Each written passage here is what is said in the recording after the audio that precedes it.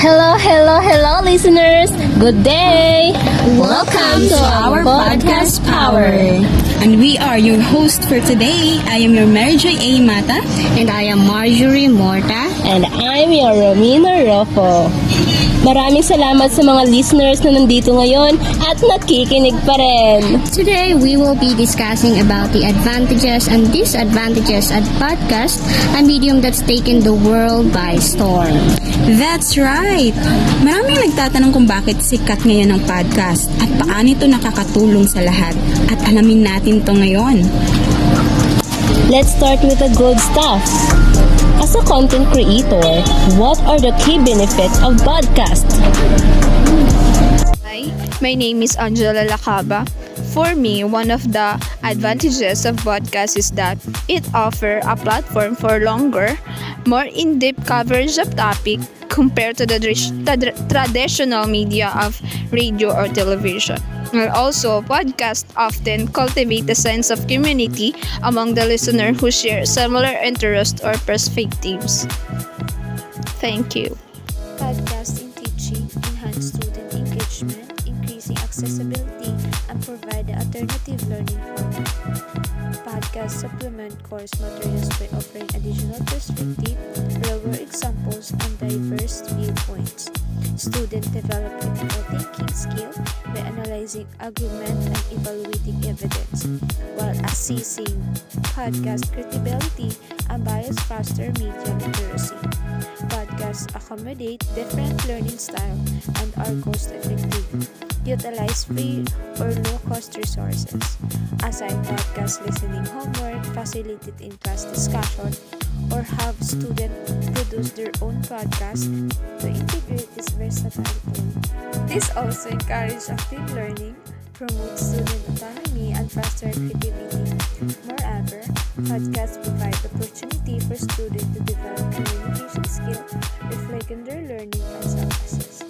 Me, as educator, can utilize podcast transcript as readings, creative versatile listen plans, consider integration podcasts in various subjects like history, science, or literature to bring contemporary issues and story into the classroom.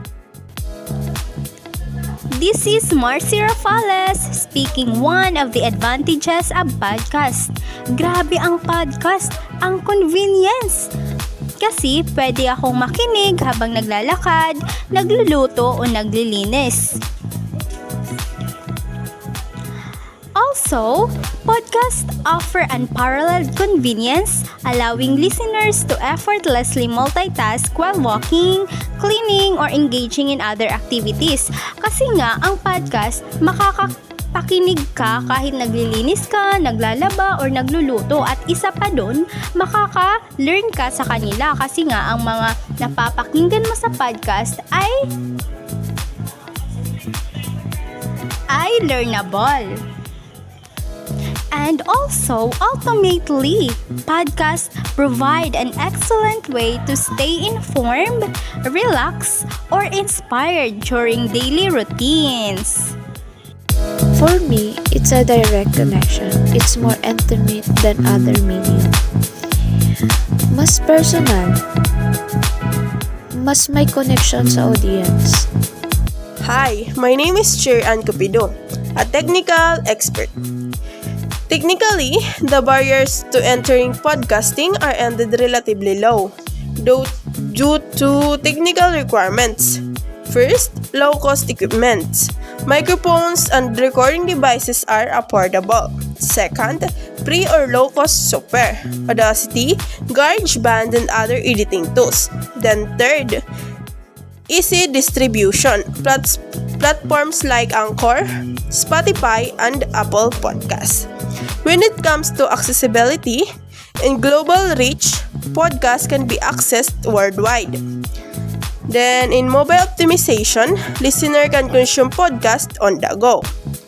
Then, in the last, democratized media, anyone can create and publish content in podcast. And also, podcast can use different format like interview, storytelling, discussion, and more to keep listener engaged. Podcasts can be downloaded for offline listening, making them perfect for travel or areas with limited internet access. So those are the excellent points. But of course, there are challenges, right? Yes, from planning, recording, editing, to marketing. It takes a lot of work. Yeah, and building an audience takes time and effort. You really need to be consistent to promote your podcast actively. Hi, this is Jelena B. De La Peña speaking about some of the disadvantages of using podcasts in the classroom. First is the audio quality. It can have a poor sound or connectivity issues, and also the accuracy and bias. Some podcasts may contain inaccurate or biased information, and also I want to highlight the cultural sensitivities.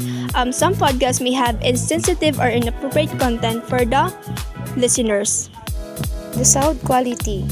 Quality can vary significantly depending on the podcast production values and equipment.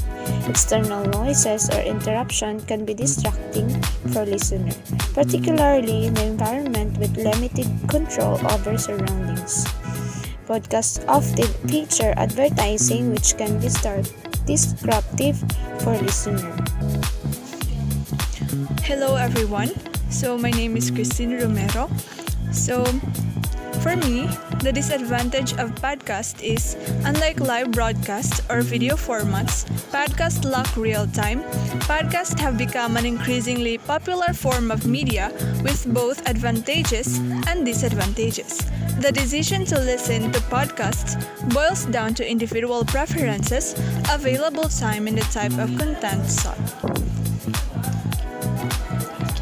Thank you. Podcasts have several drawbacks. Technically issue like the poor audio quality, download problem, and compatibility concern that hinder the listening experience of the listener. Content limitations such as misinformation and also lack of visuals can also distract from engagement. Podcast one-way communication and absence of visual clues can make it challenging for the listener to stay focused. Furthermore, language barriers, hearing impairment, and data constraint limit accessibility of the listener. My name is Angelica Roldan. One of the disadvantages of podcasts in education, the sheer volume makes it hard for students to find reliable content. Ang dami ng podcasts, mahirap pumili ng tama at maaasahan. With so many podcasts, it's hard to choose the right and reliable ones. 4 to 6 discussion, pag-uusapan natin. Let's discuss! Limitation in learning include reduced visual engagement, difficulty retaining information, and pacing issues. Podcasts may not cater a diverse learning style, and teachers must invest time in finding or creating relevant content. So, it's not all sunshine and roses. But the potential is there. With dedication and a good strategy, you can definitely build a successful and profitable podcast. I think the key is passion also. If you love what you do, you'll overcome the challenges. The rewards are worth the effort. I think the key is passion also. If you love what you do, you'll overcome the challenges. The rewards are worth the effort. Excellent advice! So to wrap things up, podcasting offers incredible opportunities but requires dedication and perseverance. It's a challenging but rewarding journey. At dito po nagtatapos ang ating pag-uusap tungkol sa podcasting. Maraming salamat po sa lahat ng ating mga guests for today, and to our listeners, sana'y nag-enjoy kayo sa ating pag-uusap tungkol sa mundo ng podcasting. Remember to like, subscribe, and share this episode. And don't forget to check out our guest podcast as well. Thank you!